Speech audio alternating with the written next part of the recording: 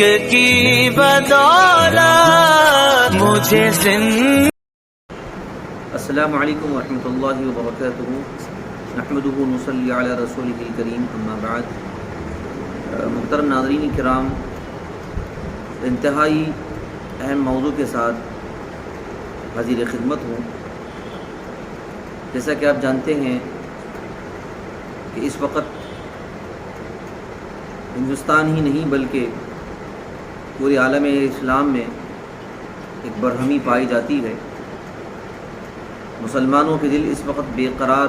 بے چین ہیں۔ دشمنان اسلام کی جانب سے رسالت مآب صلی اللہ علیہ وسلم کی شان اقدس میں جس طریقے سے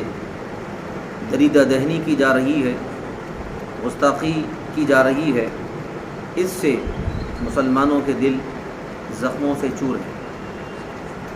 نبی پاک سید عالم صلی اللہ تعالیٰ علیہ وسلم کی ناموس، حضور کی عظمتوں کی حفاظت کرنا، نبی رحمت صلی اللہ علیہ وسلم کے گستاخوں کا جواب دینا، یہ ہر مسلمان مومن کا ایمانی فریضہ ہے۔ حاضرین کرام، رسول پاک صلی اللہ علیہ وسلم کے زمانہ مبارکہ میں بھی اس وقت کے اسلام دشمن عناصر نبی پاک کی شان میں جب اپنی زبان کھولتے تھے، جب نبی کی شان میں بے ادبی کرتے، جانثار شمع رسالت کے پروانے صحابہ اکرام رضوان اللہ تعالیٰ عنہم اجمعین ان دشمنان اسلام کو منہ توڑ جواب دیا کرتے۔ حضرت سیدی شیخ الاسلام امام انوار اللہ فاروقی بانی جامع نظامیہ رحمۃ اللہ تعالیٰ علیہ نے انوار احمدی میں ایک ایمان افروز روایت نقل فرمائی ہے کہ نبی رحمت صلی اللہ علیہ وسلم جب جماعت صحابہ کے ساتھ حرم کعبہ میں تشریف لا رہے تھے، حرم کعبہ میں داخل ہو رہے تھے، اس وقت تو کفار مکہ وہاں پر موجود تھے۔ نبی پاک صلی اللہ تعالیٰ علیہ وسلم کے صحابہ میں ایک صحابی اشعار کے ذریعے سے ان گستاخوں کا جواب دے رہے تھے۔ حضور علیہ الصلوۃ والسلام کے عظیم صحابی حضرت سیدنا عمر بن خطاب رضی اللہ تعالیٰ عنہ نے اس وقت ان کو روکا اور کہا کہ حرم کعبہ کے سامنے نبی کی موجودگی میں تم اشعار پڑھ رہے ہو۔ تو اس وقت نبی رحمت علیہ الصلوۃ والسلام نے جواب میں ارشاد فرمایا کہ اے عمر، ان کو مت روکو کہ یہ جو اشعار پڑھ رہے ہیں، ان کے اشعار دشمنوں کے لیے ان کے سینوں میں تیروں سے زیادہ سخت ترین وار کا کام کر رہے ہیں۔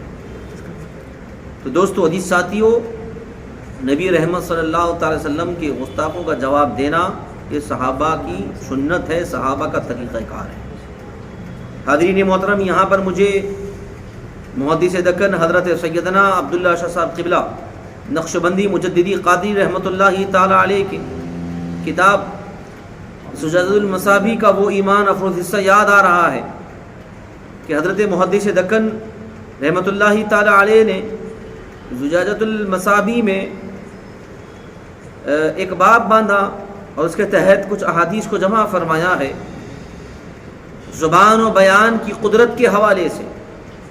محدث دکن علیہ رحمۃ و رضوان و تاریخ تمام تر احادیث بیان کرنے اور اس کو پیش کرنے کے بعد یہ ارشاد فرماتے ہیں کہ زبان کی پر بیان کی قدرت یہ اللہ کی نعمتوں میں سے ایک عظیم نعمت ہے۔ اسی لیے بندگان خدا کو چاہیے کہ اپنی زبان کو خدا کی حمد میں، نبی کی نعت میں اور صالحین کے محاسن میں ہمیشہ ان کے ذکر میں استعمال رکھنا چاہیے۔ اسی لیے آپ دیکھیے گا کہ اس بات کو پیش کرنے کے بعد محدث ذکر نے ایک ایمان افروز دلیل یہ پیش فرمائی ہے۔ صحابی رسول، شاعر دربار رسول حضرت حسان بن ثابت رضی اللہ تعالی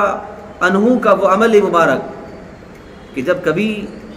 رسول کریم صلی اللہ تعالی وسلم کی شان میں بے ادبی ہوتی تو حضرت حسان بن ثابت رضی اللہ تعالیٰ عنہ کھڑے ہوتے اور دشمنوں کا جواب دیتے، گستاخوں کا جواب دیتے. حضور علیہ الصلوۃ والسلام حضرت حسان بن ثابت کے اس دفاع کرنے پر بہت خوش ہوتے اور ارشاد فرماتے ہیں رسول پاک علیہ الصلوۃ والسلام کہ اے حسان، جب تک تم اللہ کی طرف سے، اللہ کے رسول کی طرف سے دفاع کرتے ہو، جبرائیل امین تمہاری تائید کیا کرتے ہیں. تو آج کی اس خصوصی نشریات کے ذریعے سے میں تمام ناظرین سے اپیل کرتا ہوں کہ وہ اپنے اپنے مقام پر اپنی صلاحیت کے مطابق دشمنان رسول کو منہ توڑ جواب دیں. اب ان کو منہ توڑ جواب دینا حسب صلاحیت، اگر آپ قانون کے اعتبار سے جانکاری رکھتے ہیں تو آپ کا کام کیا ہے کہ آپ قانون کا سہارا لیں اور قانونی لڑائی لڑیں اور گستاخان رسول کے خلاف سخت ترین کارروائی کے لیے کوشش کریں.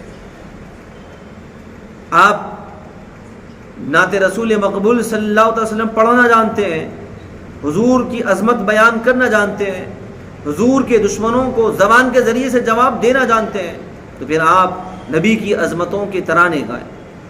نبی کی ناموس کی عظمت اور اہمیت کو بیان کریں، لوگوں کے دلوں میں شمع مصطفیٰ، محبت مصطفیٰ کو خوب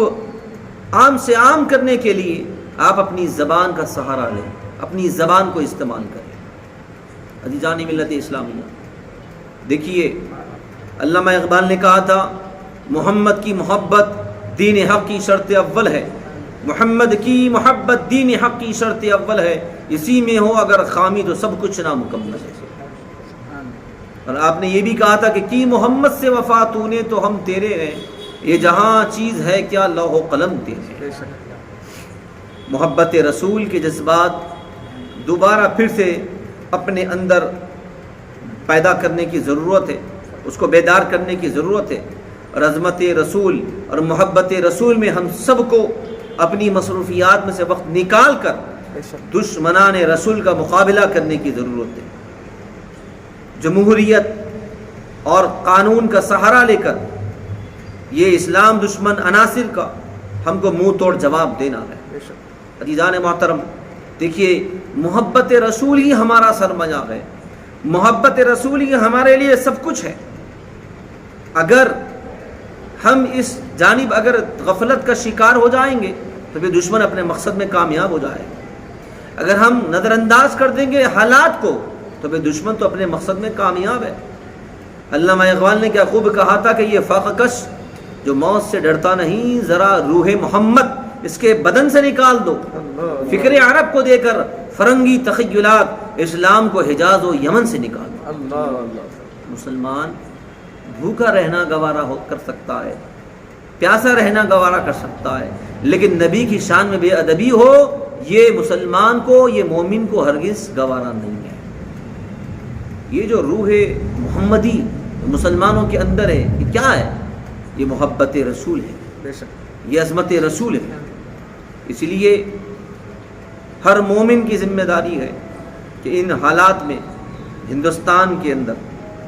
اور جو ہمارے ملک کے اندر کہیں نبی رحمت صلی اللہ علیہ وسلم کی شان میں بے ادبی کی جا رہی ہے، کہیں سرکار غریب نواز کی شان میں بے ادبی کی جا رہی ہے، کہیں کسی اور اللہ کے ولی کی شان میں گستاخی کرنے کی جرت و بے باکی کی جا رہی ہے. ان سارے گستاخی کرنے والوں کو قانون کے ذریعے سے جواب دینا بے حد ضروری ہے. یہ ہمارا ملک کا قانون بھی اور آئین بھی اس بات کی اجازت نہیں دیتا کہ وہ نبی اسلام کی شان میں کوئی بے ادبی یا کوئی غلط الفاظ استعمال کرے. نہ شریعت تو بالکل اس کی اجازت نہیں دیتی ہے کہ کوئی بے ادبی کرے، بلکہ کوئی بے ادبی کرتا ہے اگر ایمان رکھ کر بھی تو وہ ایمان سے چلا جاتا ہے، بلکہ بے ادبی کرنے والوں کی گرفت کرنا یہ شریعت کا تقاضا ہے اور قانون کا بھی تقاضا ہے، اور قانون میں رہ کر بھی ہم یہ کوشش کر سکتے ہیں، جدوجہد کر سکتے ہیں. تو عزیزان ملت اسلامیہ، نبی رحمت صلی اللہ تعالی وسلم کی ذات وہ عظیم ذات ہے کہ جس پر ہمارا سب کچھ قربان. یا رسول اللہ، ہمارے ماں باپ آپ پہ قربان، ہمارا مال آپ پہ قربان، ہماری خواہشات آپ کی قربان، ہمارا سب کچھ آپ پہ قربان. اور وقت آ پہنچا ہے کہ ہم نبی کی ناموس کے لیے اپنا وقت قربان کریں اور ایک وفد کی شکل میں ہم ایک میمورینڈم تیار کریں اور اپنے اپنے علاقوں میں مقامی ہم اپنے جو قانون کے ادارے ہیں وہاں پہنچیں اور قانون کے ذریعے سے نمائندگی کریں اور ایک منظم انداز میں قانونی لڑائی لڑیں تاکہ گستاخان رسول کو کئی فریق کردار تک پہنچایا جائے۔ اللہ رب العزت سے دعا ہے مولا تبارک و تعالی ہم سب کو نبی رحمت راحت کونین صلی اللہ تعالی وسلم کی ناموس کے لیے سب کچھ قربان کرنے کی توفیق عطا فرمائے، اور ہم سب کو رسول پاک علیہ السلام کی سچی کامل محبت نصیب فرمائے، اسی محبت میں جینا اور اسی محبت میں مرنا نصیب فرمائے۔ وآخر دعوانا ان الحمد للہ رب العالمین۔